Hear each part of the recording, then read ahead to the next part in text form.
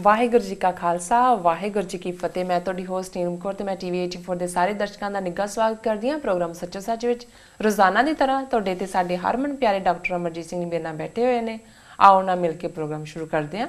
ਜੀ ਡਾਕਟਰ ਸਾਹਿਬ, welcome to our show. Thank you ਜੀ ਡਾਕਟਰ ਸਾਹਿਬ, ਅੱਜ 6 ਦਸੰਬਰ 2013 21 ਮਗਰ ਨਾਨਕਸ਼ਾਹੀ ਸੰਮਤ 545 ਦਾ ਦਿਨ ਹੈ ਤੇ ਹੁਣ ਅਸੀਂ ਆਪਣੇ ਪ੍ਰੋਗਰਾਮ ਦੀ ਸ਼ੁਰੂਆਤ ਸਾਡੇ ਦਰਸ਼ਕਾਂ ਵੱਲੋਂ ਆਈਆਂ emails, phone messages, text messages, Facebook messages ਅਤੇ ਟਵਿੱਟਰ ਮੈਸੇਜ ਦੇ ਨਾਲ ਕਰਦੇ ਹਾਂ। ਇਸ ਤੋਂ ਪਹਿਲਾਂ ਤੁਸੀਂ ਸਾਡੇ ਦਰਸ਼ਕਾਂ ਨਾਲ ਕੋਈ ਖਾਸ ਖਬਰ ਸਾਂਝੀ ਕਰਨਾ ਚਾਹੋਗੇ? ਦੇਖੋ, ਜਿਵੇਂ ਅਸੀਂ ਕੱਲ ਦੇ ਪ੍ਰੋਗਰਾਮ 'ਚ ਵੀ ਜ਼ਿਕਰ ਕੀਤਾ ਸੀ ਜੀ ਕਿ ਕਿਵੇਂ ਪੁਲਿਸ ਦੀ ਧਾੜ ਅੱਧੀ ਰਾਤ ਨੂੰ, ਜਿਹੜਾ ਕਿ ਇੱਥੇ 5 ਦਸੰਬਰ ਦੀ ਸਵੇਰ ਸੀ, ਉੱਥੇ ਵੀ ਜਿਹੜਾ 4 ਦੀ ਮਿਡਨਾਈਟ ਤੋਂ ਬਾਅਦ 5 ਦਸੰਬਰ ਚੜ੍ਹ ਚੁੱਕਾ ਸੀ ਜੀ। ਔਰ ਅੱਜ ਹੀ ਇੱਕ ਜਿਹੜੇ ਸਾਡੇ ਨਾਲ ਵੀਰ ਸਾਂਝੀ ਕਰ ਰਹੇ ਸੀ ਵਿਚਾਰ, ਉਹ ਕਹਿ ਰਹੇ ਸੀ ਜੀ ਕੁਝ ਚੀਜ਼ਾਂ ਦਾ ਕਿਵੇਂ ਕੋਇਨਸੀਡੈਂਸ ਹੈ ਕਿ 5 ਦਸੰਬਰ ਦਾ ਹੀ ਦਿਨ ਸੀ ਜਿਸ ਦਿਨ ਆਸ਼ੂਤੋਸ਼ ਦਾ ਸਮਾਗਮ ਕਰਵਾਉਣ ਦੇ ਲਈ ਲੁਧਿਆਣੇ 'ਚ ਗੋਲੀ ਚਲਾਈ ਗਈ ਸੀ, ਜਿਹਦੇ 'ਚ ਭਾਈ ਦਰਸ਼ਨ ਸਿੰਘ ਲੋਹਾਰਾ ਸ਼ਹੀਦ ਕੀਤੇ ਗਏ ਸੀ ਜੀ। ਉਹਨਾਂ ਨੇ ਕਿਹਾ ਵੀ ਇਹੀ ਕਾਰਨ ਇਹਨਾਂ ਨੇ 5 ਦਸੰਬਰ ਦੀ ਸਵੇਰ ਨੂੰ ਵਰਤਾਇਆ। ਔਰ ਉਸ ਤੋਂ ਬਾਅਦ ਕੱਲ੍ਹ ਦੇ ਪ੍ਰੋਗਰਾਮ 'ਚ ਅਸੀਂ ਇਹ ਮੈਂਸ਼ਨ ਕੀਤਾ ਸੀ ਵੇਰਵੇ ਦੇ ਨਾਲ ਕਿ ਕਿਵੇਂ ਪੁਲਿਸ ਵਾਲਿਆਂ ਨੇ ਉਸ ਥਾਂ ਦੇ ਉੱਤੇ ਬਦਤਮੀਜ਼ੀ ਕੀਤੀ, ਕਿਵੇਂ ਉਹ ਕੇਸਰੀ ਨਿਸ਼ਾਨ ਔਰ ਕੇਸਰੀ ਦਸਤਾਰਾਂ, ਖਾਲਿਸਤਾਨੀ ਜਕਾਰੇ ਜਾਂ ਬੋਲੇ ਸੋਨੇ ਹਾਲ ਦੇ ਜਕਾਰੇ ਛੱਡਦੇ ਆਏ। ਇਹ ਪ੍ਰਭਾਵ ਦੇਣ ਦਾ ਯਤਨ ਕੀਤਾ ਜਿਵੇਂ ਕਿਤੇ ਦੂਰੋਂ ਕੋਈ ਜਥਾ ਆਇਆ। ਇਹ ਇਨਸਿਸਟ ਕੀਤਾ ਉਹਨਾਂ ਨੇ ਕਿ ਜੀ ਅਸੀਂ ਉਹਨਾਂ ਦੇ ਦਰਸ਼ਨ ਕਰਨੇ ਨੇ ਭਾਈ ਗੁਰਬਖਸ਼ ਸਿੰਘ ਦੇ। ਪਹਿਲਾਂ ਉਹਨਾਂ ਨੇ ਅੰਦਰ ਜਾ ਕੇ ਗੁਰਦੁਆਰਾ ਸਾਹਿਬ ਮੱਥਾ ਟੇਕਿਆ। ਸੋ ਇਹਨਾਂ ਹਾਲਾਤਾਂ ਤੋਂ ਬਾਅਦ ਔਰ ਅੱਜ ਟ੍ਰਿਬਿਊਨ ਦੀ ਮੇਨ ਖਬਰ ਹੈ ਇਸ ਦੇ ਉੱਤੇ, ਔਰ ਉਹਦੇ 'ਚ ਹੈਡਲਾਈਨ ਹੀ ਇਹ ਹੈ, ਅੰਗਰੇਜ਼ੀ ਦੇ ਵਿੱਚ ਉਹਨਾਂ ਨੇ ਲਿਖਿਆ ਕਿ ਪੁਲਿਸ ਨੇ ਨਿਹੰਗਾਂ ਦੇ ਪਹਿਰਾਵੇ 'ਚ ਜਿਹੜਾ ਉਹ ਅਰੈਸਟ ਕੀਤਾ ਭਾਈ ਗੁਰਬਖਸ਼ ਸਿੰਘ ਨੂੰ ਜੀ। ਸੋ ਜ਼ਾਹਰ ਹੈ ਕਿ ਇਸ ਗੱਲ ਨੇ ਚਾਰ ਚਫੇਰੇ ਬੜਾ ਰੋਸ ਫੈਲਾਇਆ, ਕਿਉਂਕਿ ਇੱਕ ਗੱਲ ਜਿਹੜੀ ਚਸ਼ਮਦੀਦ ਉੱਥੇ ਮੌਜੂਦ 6-7 ਸਿੰਘ ਸਨ, ਉਹਨਾਂ ਨੇ ਆਲਮੋਸਟ ਸਾਰੇ ਹੀ ਮੀਡੀਆ ਨੂੰ ਦੱਸੀ ਕਿ ਜਿਹੜੇ ਹਮਲਾ ਕਰਨ ਵਾਲੇ ਸਨ ਉਹ ਸ਼ਰਾਬੀ ਸਨ, ਸ਼ਰਾਬੀ ਹਾਲਤ ਸਨ, ਉਹਨਾਂ ਤੋਂ ਸ਼ਰਾਬ ਦੀ ਬੋ ਆ ਰਹੀ ਸੀ। ਸੋ ਇਸ ਦਾ ਜਿਹੜੇ ਦੁਖਦ ਪਹਿਲੂ ਨੇ, ਇੱਕ ਤਾਂ ਜ਼ਾਹਰ ਹੈ ਕਿ ਇਸ ਕਿਸਮ ਦੀ ਗੱਲ ਜਦੋਂ ਕਿ ਉੱਥੇ ਕਿਹਾ ਜਾਂਦਾ ਹੈ ਜੀ ਕਾਨੂੰਨ ਦਾ ਰਾਜ ਹੈ ਤੇ ਭਾਰਤੀ ਸੁਪਰੀਮ ਕੋਰਟ ਦੀਆਂ ਹਦਾਇਤਾਂ ਨੇ ਕਿ ਪੁਲਿਸ ਕੋਈ ਬਿਨਾਂ ਯੂਨੀਫਾਰਮ ਤੋਂ ਕਿਤੇ ਜਿਹੜੀ ਹੈ ਉਹ ਕਾਰਵਾਈ ਨਹੀਂ ਕਰ ਸਕਦੀ। ਕੋਈ ਭਾਈ ਸਾਹਿਬ ਦੇ ਖਿਲਾਫ ਅਦਾਲਤੀ ਵਾਰੰਟ ਨਹੀਂ ਸੀ, ਨਹੀਂ ਤਾਂ ਇੱਕ ਤਰੀਕਾ ਹੁੰਦਾ ਹੈ, ਤੁਸੀਂ ਜਾਣਦੇ ਹੋ, ਤੁਸੀਂ ਵਾਰੰਟ ਦਿਖਾਉਂਦੇ ਹੋ ਕਿ ਭਾਈ ਅਦਾਲਤ ਨੇ ਤੁਹਾਡੇ ਖਿਲਾਫ ਆ ਕੇਸ ਰਜਿਸਟਰ ਹੈ, ਵਾਰੰਟ ਨੇ, ਫਿਰ ਤੁਸੀਂ ਗ੍ਰਿਫਤਾਰ ਕਰ ਸਕਦੇ ਹੋ। ਕਿਸੇ ਵੀ ਥਾਂ ਤੇ ਸੰਵਿਧਾਨਿਕ ਪ੍ਰੋਸੈਸ ਹੈ। ਇਸ ਨੂੰ ਫਲਾਊਟ ਕੀਤਾ ਗਿਆ। ਫਿਰ ਜਿਸ ਤਰੀਕੇ ਨਾਲ ਇਸ ਨੂੰ ਈਵਨ ਮੁੱਖ ਮੰਤਰੀ ਨੇ ਡਿਫੈਂਡ ਕੀਤਾ, ਉਹ ਲਾਂਬੀ ਹਲਕੇ ਦੇ ਵਿੱਚ ਇੱਕ ਥਾਂ ਤੇ ਜਿਹੜਾ ਉਹ ਡਰਾਮੇ ਜੇ ਕਰਦਾ ਹੈ ਸੰਗਤ ਦਰਸ਼ਨ ਦੇ ਬਾਦਲ, ਉੱਥੇ ਕਿਸੇ ਪੱਤਰਕਾਰ ਨੇ ਉਹਨੂੰ ਪੁੱਛਿਆ ਕਿ ਜੀ ਉੱਥੇ ਤਾਂ ਸ਼ਰਾਬੀ ਹੋਈ ਪੁਲਿਸ ਨੇ ਜਿਹੜਾ ਉਹ ਧਾਵਾ ਬੋਲਿਆ ਔਰ ਗੁਰਬਖਸ਼ ਸਿੰਘ ਨੂੰ ਗ੍ਰਿਫਤਾਰ ਕੀਤਾ, ਤੇ ਉਹ ਬੜੀ ਬੇਸ਼ਰਮੀ ਔਰ ਖਿਸਿਆਣੀ ਵਾਲਾ ਜਿਹੜੀ ਹੈ ਹਾਸੀ ਹੱਸ ਕੇ ਕਹਿੰਦਾ ਹੈ ਕੱਲ੍ਹ ਨੂੰ ਇਹ ਕਹਿਣਗੇ ਜੀ ਮੈਂ ਵੀ ਪੀਤੀ ਹੈ। DC SP ਤਾਂ ਨਹੀਂ ਪੀਂਦੇ, ਕਿਉਂਕਿ ਇਹ ਵੀ ਜ਼ਾਹਰ ਸੀ ਕਿ ਉਹਨਾਂ ਦੇ ਨਾਲ ਉੱਚ ਅਫਸਰ ਵੀ ਸ਼ਾਮਲ ਸੀ।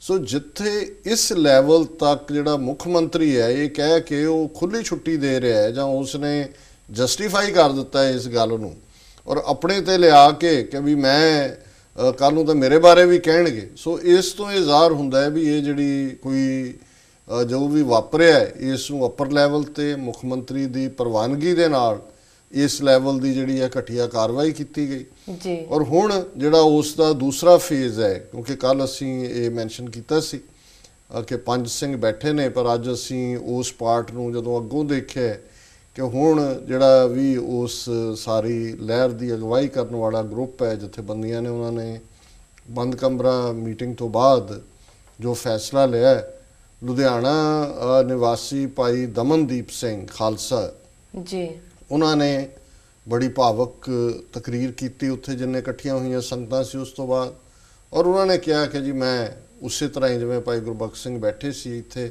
ਭੁੱਖ ਹੜਤਾਲ 'ਤੇ, ਮੈਂ ਅਣਮਿੱਥੇ ਸਮੇਂ ਦੀ ਭੁੱਖ ਹੜਤਾਲ 'ਤੇ ਬੈਠਾਂਗਾ ਜੀ।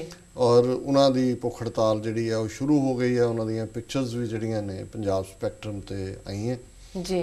ਹੁਣ ਭਾਈ ਗੁਰਬਖਸ਼ ਸਿੰਘ ਜੀ ਨਾਲ ਕੀ ਵਾਪਰਿਆ, ਜ਼ਾਹਰ ਹੈ ਕਿ ਪਹਿਲਾਂ ਸਿਵਲ ਹਸਪੀਟਲ ਦੇ ਵਿੱਚ ਉਹਨਾਂ ਦੀ ਇੱਕ ਫੋਟੋ ਲੱਗੀ ਜਿਹਦੇ 'ਚ ਨਾਲ ਗਲੂਕੋਸ ਦਾ ਸਟੈਂਡ ਹੈ ਲੱਗਾ ਹੋਇਆ ਹੈ ਔਰ ਪੁਲਿਸ ਇੱਕ ਅਧਿਕਾਰੀ ਵੀ ਖੜਾ ਹੈ ਯੂਨੀਫਾਰਮ ਦੇ ਵਿੱਚ, ਇੱਕ ਅੱਧਾ ਪਿੱਛੇ ਖੜਾ ਹੈ। ਸੋ ਉਸ ਤੋਂ ਲੱਗਦਾ ਸੀ ਕਿ ਉਹਨਾਂ ਨੂੰ ਫੋਰਸ ਫੀਡ ਕਰ ਰਹੇ ਨੇ। ਫਿਰ ਅੱਧੀ ਰਾਤ ਤੱਕ ਇਹ ਵੀ ਖਬਰਾਂ ਰਹੀਆਂ ਕਿ ਉਹਨਾਂ ਨੂੰ ਜੇਲ੍ਹ ਭੇਜ ਦਿੱਤਾ ਗਿਆ। ਕੀ ਕੇਸ ਰਜਿਸਟਰ ਕੀਤਾ ਗਿਆ ਇਸ ਬਾਰੇ ਵੀ ਡਿਟੇਲ ਨਹੀਂ ਸੀ। ਪਹਿਲੀ ਜਾਣਕਾਰੀ ਸੀ ਕਿ ਉਹਨਾਂ ਦੇ ਉੱਤੇ ਕੇਸ ਰਜਿਸਟਰ ਕੀਤਾ ਗਿਆ ਅਟੈਂਪਟ ਟੂ ਸੁਸਾਈਡ, ਕਿ ਆਤਮਘਾਤ ਕਰਨ ਦਾ ਯਤਨ। ਪਰ ਬਾਅਦ ਦੇ ਵਿੱਚ ਜਦੋਂ ਰਾਫਤਾ ਉਹਨਾਂ ਦੇ ਵਕੀਲ ਅਮਰ ਸਿੰਘ ਚਾਹਲ, ਕਿਉਂਕਿ ਜਦੋਂ ਉਹਨਾਂ ਨੂੰ ਪੇਸ਼ ਕੀਤਾ ਗਿਆ ਉਦੋਂ ਕੋਈ ਵਕੀਲ ਵੀ ਨੇੜੇ ਤੇੜੇ ਨਹੀਂ ਸੀ, ਕਿਉਂਕਿ ਕੋਈ ਵੀ ਸਹੂਲਤ, ਕੋਈ ਕਾਨੂੰਨ ਦੀ ਪ੍ਰੋਸੈਸ ਪੁਲਿਸ ਨੇ ਫੋਲੋ ਨਹੀਂ ਕੀਤੀ।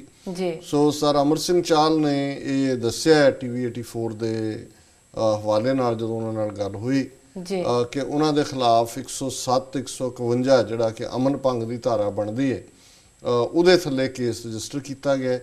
ਇਸ ਵੇਲੇ ਉਹ ਕਿੱਥੇ ਨੇ? ਪਹਿਲਾਂ ਤਾਂ ਉਹਨਾਂ ਨੂੰ ਰੋਪੜ ਜੇਲ੍ਹ ਦੇ ਵਿੱਚ ਭੇਜਿਆ ਗਿਆ ਸੀ ਔਰ ਇਹ ਵੀ ਖਬਰਾਂ ਸੀ ਕਿ ਉਹਨਾਂ ਦੇ ਕੋਈ ਪਰਿਵਾਰਕ ਮੈਂਬਰ ਉਹਨਾਂ ਨੂੰ ਮਿਲੇ ਵੀ ਨਹੀਂ। ਪਰ ਹੁਣ ਜਦੋਂ ਅਸੀਂ ਇਹ ਗੱਲਬਾਤ ਕਰ ਰਹੇ ਹਾਂ, ਥੋੜ੍ਹੀ ਦੇਰ ਪਹਿਲਾਂ ਇਹ ਸੀ ਵੀ ਸ਼ਾਇਦ ਉਹਨਾਂ ਨੂੰ ਉੱਥੋਂ ਅੱਗੇ ਕਪੂਰਥਲਾ ਜੇਲ੍ਹ ਭੇਜ ਦਿੱਤਾ ਗਿਆ। ਇਹ ਗੱਲ ਕਨਫਰਮ ਨਹੀਂ ਹੈ। ਸੋ ਇਹ ਤਾਂ ਉੱਥੋਂ ਦੇ ਹਾਲਾਤ ਨੇ। ਸਿੱਖ ਸੰਗਤਾਂ ਦੇ ਵਿੱਚ ਬੇਚੈਨੀ ਹੈ ਔਰ ਬੜੇ ਜੋਸ਼ ਦੇ ਨਾਲ ਸਿੱਖ ਸੰਗਤਾਂ ਉਸ ਥਾਂ 'ਤੇ ਪਹੁੰਚ ਰਹੀਆਂ ਨੇ। ਪਰ ਦੂਸਰੇ ਪਾਸੇ ਅਸੀਂ ਇਹ ਦੇਖਦੇ ਹਾਂ ਕਿ ਜਿਸ ਕਿਸਮ ਦਾ ਪੁਲਿਸ ਜ਼ਬਰ ਉਹਨਾਂ ਨੇ ਕੀਤਾ, ਉਹਨੇ ਇੱਕ ਖੌਫ ਵੀ ਪੈਦਾ ਕੀਤਾ। ਔਰ ਮੀਡੀਆ ਪਹਿਲੇ ਵਾਰ ਹੈ ਜਦੋਂ ਮੈਂ ਇਸ ਵਾਰ ਅੱਜ ਦੀ ਟ੍ਰਿਬਿਊਨ ਦੇ ਵਿੱਚ 2 ਸਟੋਰੀਜ਼ ਇਸ ਹਵਾਲੇ ਨਾਲ ਦੇਖੀਆਂ। ਇੱਕ ਤਾਂ ਇਹੀ ਜਿਹਦਾ ਅਸੀਂ ਜ਼ਿਕਰ ਕੀਤਾ ਔਰ ਦੂਸਰੀ ਸਟੋਰੀ ਹੈ ਕਿ ਵੀ ਮਿਲੀਟੈਂਟਸ ਨੇ ਡਿਟੇਨੀਜ਼ ਦੇ ਕੇਸ ਨੂੰ ਹਾਈਲਾਈਟ ਕੀਤਾ। ਔਰ ਉਹਦੇ 'ਚ ਇੱਕ ਦਿਲਚਸਪ ਗੱਲ ਉਹਨਾਂ ਨੇ ਕਹੀ ਹੈ ਕਿ ਹੁਣ ਤੋਂ 3 ਦਿਨ ਬਾਅਦ ਜਿਹੜੀ ਹੈ ਇਨਵੈਸਟਰਸ ਦੀ ਇੱਕ ਮੀਟਿੰਗ ਜਾਂ ਕਾਨਫਰੰਸ ਚੰਡੀਗੜ੍ਹ 'ਚ ਹੋ ਰਹੀ ਹੈ, ਕਿਉਂਕਿ ਇਹਨਾਂ ਨੇ ਬਾਹਰਲਿਆਂ ਨੂੰ ਕਿਹਾ ਕਿ ਜੀ ਇਨਵੈਸਟ ਕਰੋ ਪੰਜਾਬ, ਜੋ ਡਰਾਮੇਬਾਜ਼ੀ ਹਰ ਪਾਸੇ ਕਰਦੇ ਨੇ। ਸੋ ਇਹ ਸਮਝਿਆ ਜਾ ਰਿਹਾ ਕਿ ਸ਼ਾਇਦ ਉਹਨਾਂ ਦੇ ਇਨਵੈਸਟਰਸ ਦੇ ਆਉਣ ਤੋਂ ਪਹਿਲਾਂ ਇਹ ਸਾਰੇ ਨੂੰ ਉਹਨਾਂ ਨੇ ਇਹ ਭਾਈ ਗੁਰਬਖਸ਼ ਸਿੰਘ ਦੀ ਗ੍ਰਿਫਤਾਰੀ ਕੀਤੀ ਹੈ। ਸੋ ਹੋ ਸਕਦਾ ਹੈ ਕਿ ਉਸ ਦੇ ਸੈਕੰਡ ਪਾਰਟ ਦੇ ਤੌਰ 'ਤੇ ਦੁਬਾਰਾ ਵੀ ਇਸ ਕਿਸਮ ਦੀ ਕਾਰਵਾਈ ਅੱਜ ਰਾਤ ਜਾਂ ਆਉਣ ਵਾਲੇ ਦਿਨਾਂ 'ਚ, ਤਾਂ ਕਿ ਇਹ ਸਾਬਤ ਕਰਨ ਕਿ ਬਿਲਕੁਲ ਅਮਨ ਅਮਾਨ ਹੈ। ਸੋ ਇਹ ਪਾਰਟ ਤਾਂ ਉੱਥੇ ਚੱਲ ਰਿਹਾ। ਬਾਹਰਲੇ ਮੁਲਕਾਂ 'ਚ ਜਿਵੇਂ ਅਸੀਂ ਕੱਲ੍ਹ ਵੀ ਦੱਸਿਆ ਸੀ, ਪ੍ਰੋਟੈਸਟ ਔਰ ਆਰਗੇਨਾਈਜੇਸ਼ਨਸ ਵਰਕਆਊਟ ਕਰ ਰਹੀਆਂ ਨੇ ਕਿ ਕੀ ਸਟ੍ਰੈਟਜੀ ਬਣਾਈ ਜਾਏ। ਅੱਜ ਹੀ ਸੀਐਟਲ ਨਿਵਾਸੀ ਸਿੱਖ ਸੰਗਤਾਂ ਦੇ ਨੁਮਾਇੰਦਿਆਂ ਨੇ ਦੱਸਿਆ ਕਿ ਉਹਨਾਂ ਨੇ 10 ਦਸੰਬਰ ਨੂੰ, ਜਿਹੜਾ ਕਿ ਇੰਟਰਨੈਸ਼ਨਲ ਹਿਊਮਨ ਰਾਈਟਸ ਡੇ ਹੈ, ਕਿਉਂਕਿ 10 ਦਸੰਬਰ ਉਹ ਦਿਨ ਹੈ ਜਿੱਦਣ ਕਿ 1948 'ਚ ਯੂਨਾਈਟਿਡ ਨੇਸ਼ਨਸ ਨੇ ਜਿਹੜਾ ਚਾਰਟਰ ਆਫ ਹਿਊਮਨ ਰਾਈਟਸ, ਮਨੁੱਖੀ ਹੱਕਾਂ ਦਾ ਖਰੜਾ ਜਾਂ ਮਨੁੱਖੀ ਹੱਕਾਂ ਦਾ ਡਾਕੂਮੈਂਟ, ਇਹ ਪ੍ਰਵਾਨਿਤ ਕੀਤਾ ਸੀ। ਇਸ ਦਿਨ ਥਾਂ ਥਾਂ 'ਤੇ ਸਮਾਗਮ ਕੀਤੇ ਜਾਂਦੇ ਨੇ, ਮਨੁੱਖੀ ਹੱਕਾਂ ਦੀ ਗੱਲ ਹੁੰਦੀ ਹੈ। ਸੋ ਉਹਨਾਂ ਨੇ ਇਹ ਮਨੁੱਖੀ ਹੱਕਾਂ ਦੇ ਦਿਨ ਨੂੰ ਚੁਣਿਆ 10 ਦਸੰਬਰ ਨੂੰ, ਜਦੋਂ ਕਿ ਉਹ ਡਾਊਨਟਾਊਨ ਸੀਐਟਲ ਦੇ ਵਿੱਚ ਜਿਹੜਾ ਪ੍ਰੋਟੈਸਟ ਕਰਨਗੇ। ਨਿਊਯਾਰਕ, ਨਿਊ ਜਰਸੀ, ਕਨੈਟੀਕਟ ਦੀਆਂ ਸਿੱਖ ਜਥੇਬੰਦੀਆਂ ਦੀ ਮੀਟਿੰਗ ਹੁਣ ਜਦੋਂ ਅਸੀਂ ਗੱਲ ਕਰ ਰਹੇ ਹਾਂ 6 ਵਜੇ ਤੋਂ ਜਾਰੀ ਹੈ। ਉਹ ਵੀ ਕੋਈ ਸਟ੍ਰੈਟਜੀ ਕੀ ਬਣਾਉਣਗੇ ਉਸ ਬਾਰੇ ਜੋ ਹੀ ਸਾਨੂੰ ਵੇਰਵਾ ਮਿਲਦਾ ਹੈ ਅਸੀਂ ਸੰਗਤ ਨਾਲ ਸਾਂਝਾ ਕਰਾਂਗੇ। ਇਸੇ ਤਰ੍ਹਾਂ ਟੋਰਾਂਟੋ 'ਚ ਵੀ 6 ਵਜੇ ਡਿਕਸੀ ਗੁਰਦੁਆਰਾ ਸਾਹਿਬ ਟੋਰਾਂਟੋ ਦੇ ਵਿੱਚ ਗੁਰਦੁਆਰਾ ਸਾਹਿਬਾਨ ਦੀ ਜਿਹੜੀ ਹੈ ਉਹ ਔਰ ਜਥੇਬੰਦੀਆਂ ਦੀ ਮੀਟਿੰਗ ਚੱਲ ਰਹੀ ਹੈ। ਇਵੇਂ ਹੀ ਸਰੀ ਵੈਨਕੂਵਰ ਦੇ ਵਿੱਚ ਵੀ ਹੈ। ਦੂਸਰੇ ਪਾਸੇ ਆਲਰੇਡੀ ਫੇਸਬੁੱਕ ਤੋਂ ਸਾਨੂੰ ਇਹ ਜਾਣਕਾਰੀ ਮਿਲੀ ਹੈ ਕਿ ਮੰਡੇ ਦੁਪਹਿਰ 12:30 ਵਜੇ ਕੁਝ ਨੌਜਵਾਨਾਂ ਨੇ ਫੇਸਬੁੱਕ 'ਤੇ ਇਹ ਐਫਰਟ ਕੀਤਾ ਹੈ ਕਿ ਉਹ ਕੇਸਰੀ ਦਸਤਾਰਾਂ ਸਜਾ ਕੇ ਕੌਂਸਲੇਟ ਦੇ ਬਾਹਰ ਪ੍ਰੋਟੈਸਟ ਦੀ ਪਲਾਨ ਕਰ ਰਹੇ ਨੇ, ਪਰ ਇਸ ਤੋਂ ਜ਼ਿਆਦਾ ਬਹੁਤੇ ਵੇਰਵੇ ਨਹੀਂ ਨੇ। ਸੋ ਅਸੀਂ ਜਿਨ੍ਹਾਂ ਨਾਲ ਵੀ ਗੱਲ ਕੀਤੀ ਹੈ ਦੇਸ਼ ਵਿਦੇਸ਼ ਦੇ ਵਿੱਚ, ਸਿੱਖ ਸੰਗਤਾਂ ਦੇ ਵਿੱਚ ਰੋਹ ਵੀ ਹੈ, ਸਿੱਖ ਨੁਮਾਇੰਦੇ ਵੀ ਥੋੜ੍ਹੇ ਬਹੁਤ ਕਨਫਿਊਜ਼ਡ ਵੀ ਨੇ ਕਿ ਕੀ ਕਾਰਵਾਈ ਹੋਏ। ਸੋ ਸਾਨੂੰ ਵੀ ਪੁੱਛਿਆ ਜਾ ਰਿਹਾ, ਬਹੁਤ ਸਾਰੇ ਵੀਰਾਂ ਭੈਣਾਂ ਦੀਆਂ ਕਾਲਾਂ ਵੀ ਆਈਆਂ ਨੇ ਕਿ ਕੀ ਸਟ੍ਰੈਟਜੀ ਕੀਤੀ ਜਾਏ, ਕੀ ਆਪਾਂ ਨੂੰ ਕਰਨਾ ਚਾਹੀਦਾ। ਸੋ ਮੈਂ ਬਰੋਡਲੀ ਇਹ 2-3 ਗੱਲਾਂ ਕਹਿਣੀਆਂ ਚਾਹਾਂਗਾ। ਇੱਕ ਤਾਂ ਕਿਸੇ ਵੀ ਹਾਲਤ ਦੇ ਵਿੱਚ ਸਾਨੂੰ ਇੱਥੋਂ ਦੇ ਕਾਨੂੰਨ ਨੂੰ ਜਿਹੜਾ ਉਹ ਆਪਣੇ ਹੱਥਾਂ 'ਚ ਨਹੀਂ ਲੈਣਾ ਚਾਹੀਦਾ। ਕੋਈ ਵੀ ਕਿਸੇ ਕਿਸਮ ਦੀ ਵੀ ਭੜਕਾਟ ਹੋਏ, ਇਹ ਪਹਿਲਾ ਜਿਹੜਾ ਮੈਂ ਜਿਹੜੀ ਹੈ ਸਮਝਦਾ ਵੀ ਜ਼ਰੂਰੀ ਗੱਲ ਹੈ। ਬਾਕੀ ਜਿੱਥੇ ਵੀ ਜੋ ਜਥੇਬੰਦੀਆਂ ਆਪਸ ਮਿਲ ਕੇ ਫੈਸਲਾ ਕਰਦੀਆਂ ਨੇ, ਬਜਾਏ ਕਿ ਅਸੀਂ ਆਪ ਮੁਹਾਰੇ ਕੋਈ ਐਕਟੀਵਿਟੀ ਕਰੀਏ, ਉਸ ਨੂੰ ਹੀ ਜਿਹੜਾ ਅੱਗੇ ਤੋਰਨਾ ਚਾਹੀਦਾ।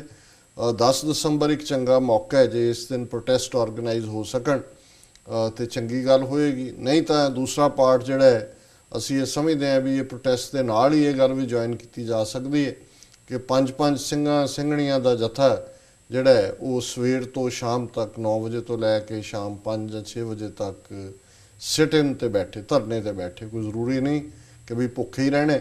ਇਹ ਵਿਚਾਰ ਕੀਤਾ ਜਾ ਸਕਦਾ ਵੀ ਇਹਨੂੰ ਹੰਗਰ ਸਟ੍ਰਾਈਕ ਕਹਿਣਾ, ਕਿਉਂਕਿ ਕੁਝ ਥਾਵਾਂ ਤੇ ਇਹ ਵੀ ਡਿਬੇਟ ਬਣਾ ਦਿੱਤੀ ਜਾਂਦੀ ਹੈ ਜੀ ਕਿ ਭੁੱਖੇ ਰਹਿਣਾ ਜਾਂ ਇਹ ਗੁਰਮਤ ਦੇ ਮੁਤਾਬਕ ਹੈ, ਨਹੀਂ ਹੈ। ਅਸੀਂ ਸਮਝਦੇ ਹਾਂ ਵੀ ਇਸ ਵੇਲੇ ਸਾਨੂੰ ਆਪਣੀ ਸਾਂਝੀ ਤਾਕਤ ਦਿਖਾਉਣ ਦੀ ਲੋੜ ਹੈ, ਕਿਸੇ ਬਹਿਸ ਮੁਬਹਿਸੇ 'ਚ ਪੈਣ ਦੀ ਲੋੜ ਨਹੀਂ ਹੈ ਜੀ। ਪਰ ਇਸ ਕਿਸਮ ਦਾ ਜੇ 5-5 ਸਿੰਘ ਸਿੰਘਣੀਆਂ ਵੀ ਰੋਜ਼ਾਨਾ ਸਿਟ ਇਨ, ਭਾਵੇਂ ਉਹ ਇੰਡੀਅਨ ਕੌਂਸੂਲੇਟਸ ਦੇ ਬਾਹਰ ਹੈ, ਇੰਡੀਅਨ ਐਮਬੈਸੀਜ਼ ਦੇ ਹੈ ਜਾਂ ਯੂਨਾਈਟਿਡ ਨੇਸ਼ਨਸ ਨੂੰ ਚੁਣਿਆ ਜਾਂਦਾ ਹੈ, ਤੇ ਇੱਕ ਮਹੀਨੇ ਦੇ ਵਿੱਚ ਵੱਧ ਤੋਂ ਵੱਧ 150 ਵਲੰਟੀਅਰ ਚਾਹੀਦੇ ਹੋਣਗੇ ਜਿਹੜੇ ਕਿ ਸੋ ਇਹਦੇ ਨਾਲ ਪੰਜਾਬ 'ਚ ਵੀ ਜਿਹੜੇ ਇਸ ਵੇਲੇ ਖੜੇ ਨੇ ਜ਼ਬਰ ਦੇ ਸਾਹਮਣੇ ਉਹਨਾਂ ਨੂੰ ਤਾਕਤ ਮਿਲੇਗੀ, ਉਹਨਾਂ ਨੂੰ ਸਟਰੈਂਥ ਮਿਲੇਗੀ।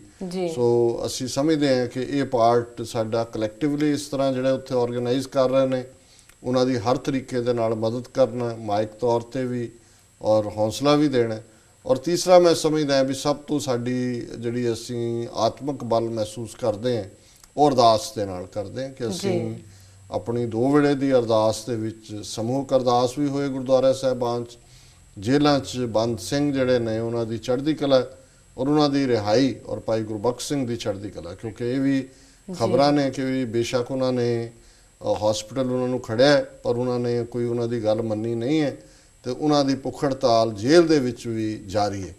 ਸੋ ਇਸ ਬਾਰੇ ਹੋਰ ਵੇਰਵੇ ਨਾਲ ਖਬਰਾਂ ਜਿਹੜਾ ਸਾਨੂੰ ਮਿਲਣਗੀਆਂ ਅੱਜ ਵੀ TV 84 ਨਿਊਜ਼ ਤੇ, ਜਿਹੜਾ ਕਿ ਸਾਡੇ ਪ੍ਰੋਗਰਾਮ ਤੋਂ ਅੱਧੇ ਘੰਟੇ ਬਾਅਦ ਹੁੰਦਾ ਹੈ। ਭਾਈ ਸਰਬਜੀਤ ਸਿੰਘ ਘੁਮਾਣ ਜਿਹੜੇ ਦਲ ਖਾਲਸਾ ਦੇ ਸੈਕਟਰੀ ਨੇ, ਇਹ ਸਾਰੇ ਵਾਕਿਆਂ ਨੂੰ ਬੜੀ ਕਲੋਜ਼ਲੀ ਮੋਨੀਟਰ ਕਰ ਰਹੇ ਨੇ, ਉਸ ਸਾਰੇ ਨੈਟਵਰਕ ਦਾ ਹਿੱਸਾ ਨੇ ਜਿਹੜਾ ਕਿ ਮੀਡੀਆ ਦੇ ਨਾਲ ਵੀ ਜੁੜਿਆ ਹੋਇਆ। ਉਹ TV 84 ਨਿਊਜ਼ ਤੇ ਗੱਲਬਾਤ ਵੀ ਕਰਨਗੇ, ਉਦੋਂ ਤੱਕ ਸ਼ਾਇਦ ਹੋਰ ਵੇਰਵੇ ਵੀ ਉਪਲਬਧ ਹੋਣ। ਸੋ ਇਹ ਜਿਹੜਾ ਇੰਪੋਰਟੈਂਟ ਮੁੱਦਾ ਹੈ, ਅਸੀਂ ਸਮਝਦੇ ਹਾਂ ਕਿ ਇਹ ਇਸ ਵੇਲੇ ਸਮੁੱਚੀ ਕੌਮ ਲਈ ਅਹਿਮ ਵਿਸ਼ਾ ਹੈ।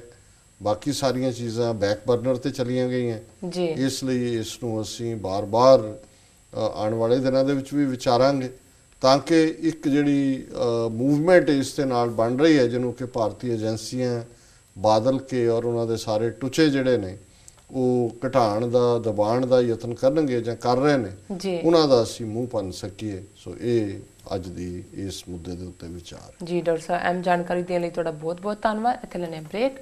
ਵੀਅਰਸ, ਵਿਚਾਰਾਂ ਦਾ ਸਿਲਸਿਲਾ ਇਸ ਤਰ੍ਹਾਂ ਚੱਲਦਾ ਰਹੇਗਾ। ਮਿਲਦੇ ਹਾਂ ਛੋਟੇ ਬ੍ਰੇਕ ਤੋਂ ਬਾਅਦ।